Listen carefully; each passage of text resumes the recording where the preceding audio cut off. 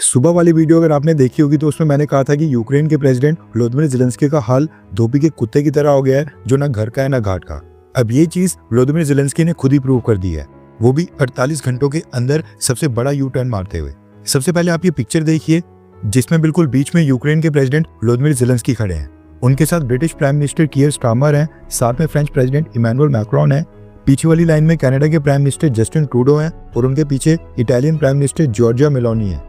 अभी जो पिछले कल 2 मार्च को ब्रिटेन की राजधानी लंदन में लंदन समिट हुआ है, इसमें दुनिया के 15 से भी ज्यादा देशों के प्रेसिडेंट्स और प्राइम मिनिस्टर्स को इनवाइट किया गया था और टोटल 15 देशों के हेड्स इस इवेंट को अटेंड करने के लिए आए भी थे। मेजरली सभी यूरोपियन और नाटो कंट्रीज इसमें शामिल हुई। हुआ ये कि ब्रिटेन ने यूक्रेन के प्रेसिडेंट व्लादिमीर ज़ेलेंस्की को भी समिट में इन्वाइट किया था। ऊपर से ये लंदन समिट और भी इंपॉर्टेंट इसलिए हो गया क्योंकि व्हाइट हाउस में डोनाल्ड ट्रंप के साथ ब्लंडर के बाद ज़ेलेंस्की सीधा ब्रिटेन ही गए थे और इस इवेंट को अटेंड करने के लिए पहुंचे।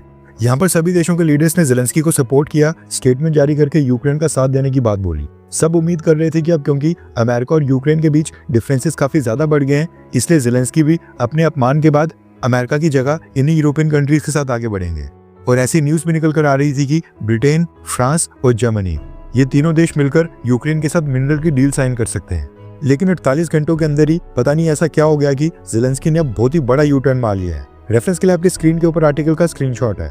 ज़ेलेंस्की ने एक नई स्टेटमेंट जारी की है जिसमें उन्होंने कहा कि वो अमेरिका के साथ मिनरल्स की डील साइन करने के लिए पूरी तरह से रेडी है। ये यूक्रेन की सिक्योरिटी की गारंटी की तरफ पहला स्टेप होगा। उन्होंने कहा कि अमेरिका अगर आज बोलता है तो वो आज अमेरिका के साथ डील साइन करने के लिए रेडी है। ज़ेलेंस्की ने कहा कि मिनरल्स डील्स के लिए कंस्ट्रक्टिव डायलॉग चाहिए जिसके लिए मैं पूरी तरह से रेडी हूँ, एंड अगर इसके लिए अमेरिका उनको दोबारा से व्हाइट हाउस में इन्वाइट करता है तो वो वापस जाने के लिए भी तैयार है। और जो व्हाइट हाउस में झगड़ा हुआ था उससे अमेरिका और यूक्रेन दोनों का ही नुकसान हुआ है, जबकि रशियन प्रेसिडेंट व्लादिमीर पुतिन का फायदा। मुझे बस लगता है कि केवल ये एग्रीमेंट काफी नहीं है। इस समय एक सिक्योरिटी गारंटी के बिना सीजफायर एग्रीमेंट करना यूक्रेन के लिए डेंजरस साबित हो सकता है।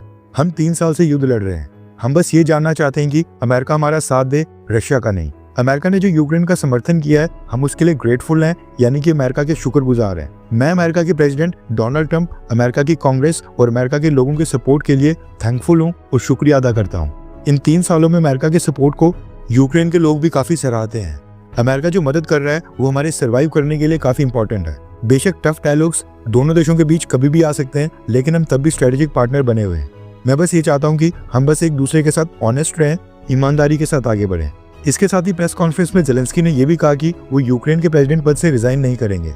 ज़ेलेंस्की ने कहा कि अगर उनके हटने से यूक्रेन को नाटो मेंबरशिप मिल जाती है फिर वो प्रेसिडेंट पद से रिजाइन कर लेंगे। ये सारी बातें यूक्रेनियन प्रेसिडेंट व्लादिमीर ज़ेलेंस्की ने ब्रिटेन में 15 देशों के हेड्स के साथ मीटिंग करने के बाद बोली हैं। अब सोचने वाली बात यह कि जो क्लोज डोर मीटिंग्स हुई हैं उसमें ऐसा क्या हुआ जो ज़ेलेंस्की 48 घंटों के अंदर ही अमेरिका वापस जाने और डोनाल्ड ट्रंप के साथ मिनरल डील को साइन करने के लिए रेडी हो गए हैं। वैसे आपको क्या लगता है कि क्या ये सारा ड्रामा जिस नाटो मेंबरशिप के लिए स्टार्ट हुआ है, क्या यूक्रेन को नाटो का सदस्य बनाया जाएगा, हाँ या फिर ना? नीचे कमेंट करके अपनी राय जरूर बताएं।